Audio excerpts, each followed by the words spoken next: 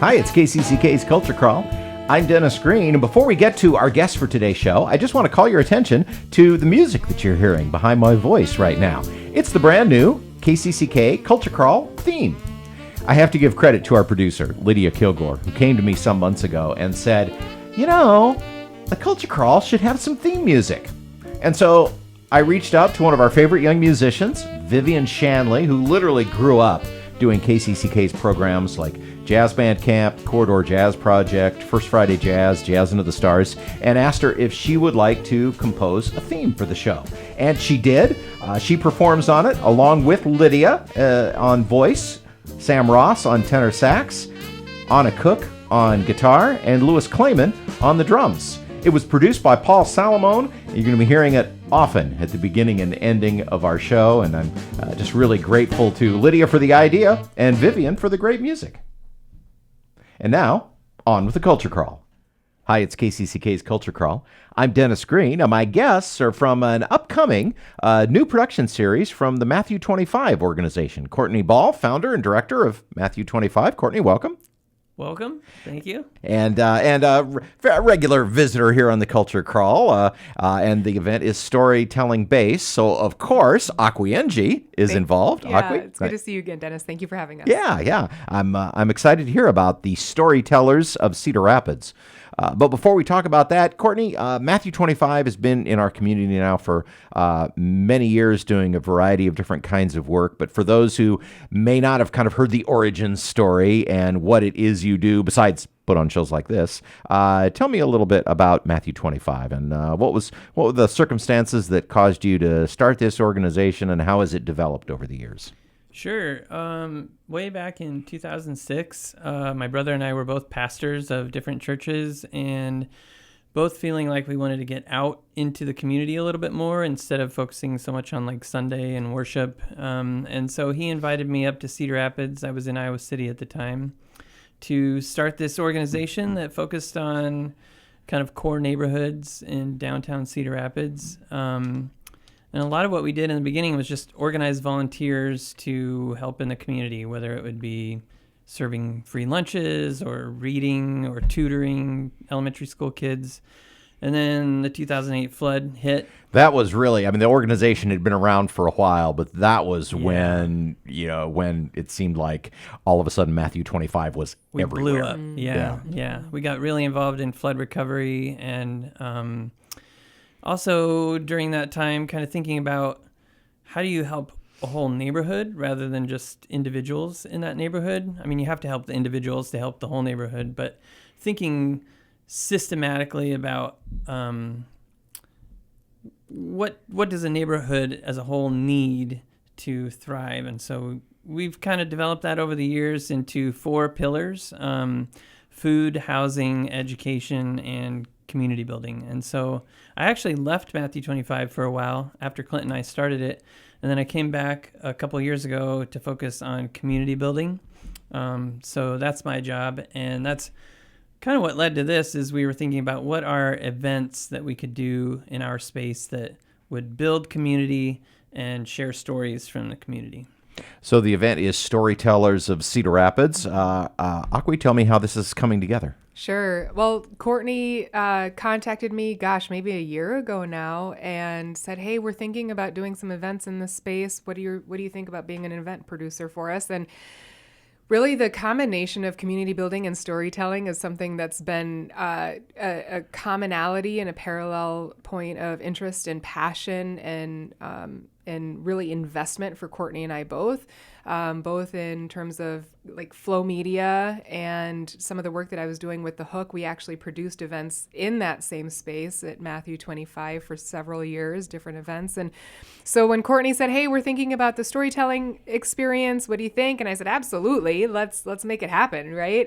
It's a no-brainer as far as I'm concerned in terms of utilizing this opportunity, the space, and the programming to really build community with this specific approach that is both entertainment and community building. Now you have some storytellers who are part of the, I'm not going to call it pre-scripted part of the show, but you've designed this. But there are also going to be some opportunities for members of the audience. Yeah, so kind of an open mic. Yes, absolutely. Courtney and I have spent several months just brainstorming lists of people that we would want to invite as the featured storytellers, and really trying to get a variety of perspectives and backgrounds and experiences, and then from there building out that show, inviting people and based on their availability, trying to put a show together with those folks, the curated storytellers, and then these 3 open mic slots where people can sign up and take an open mic slot that's about a 5-minute opportunity to tell their personal story. We call it now I'm blanking out, true personal narratives. And so the true personal narratives are what we're telling on stage, and the degree to which each story is different is what I'm excited about. So you've asked some people, curated some storytellers who are going to come, and obviously without spoiling things, but obviously when you were recruiting these folks, you kind of had an idea of maybe the kinds of things they might talk about. So what kind of stories will we hear?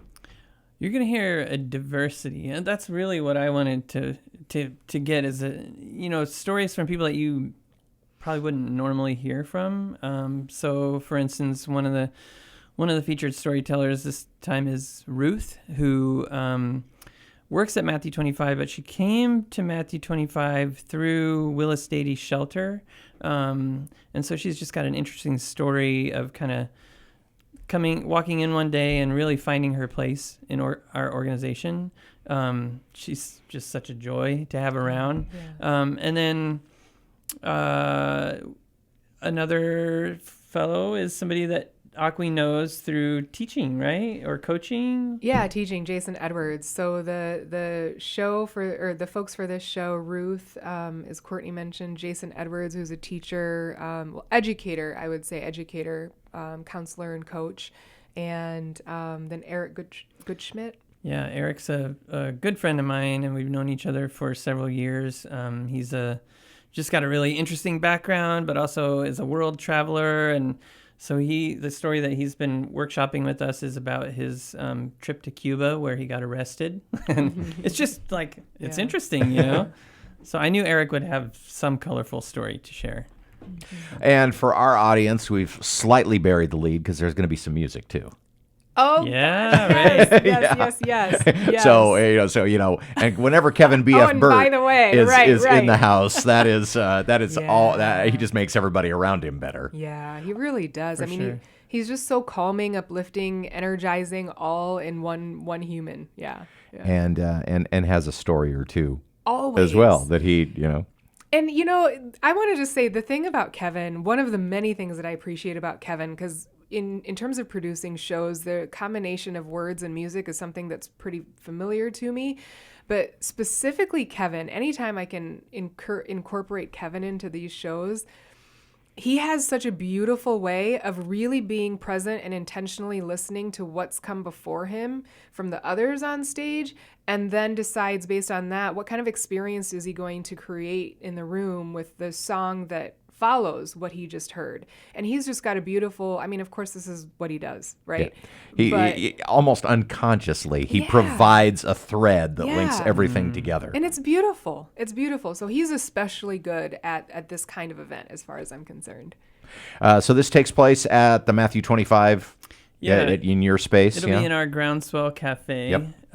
We have a stage that's at the back of that space. If we get too many ticket sales, we can always shift over into the larger event room. There's no such thing as too many. Right, yeah. Too many for that particular room.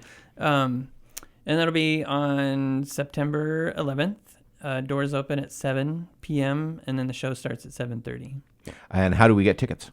Tickets, you can go online on Matthew 25's website, which is matthew-25.org.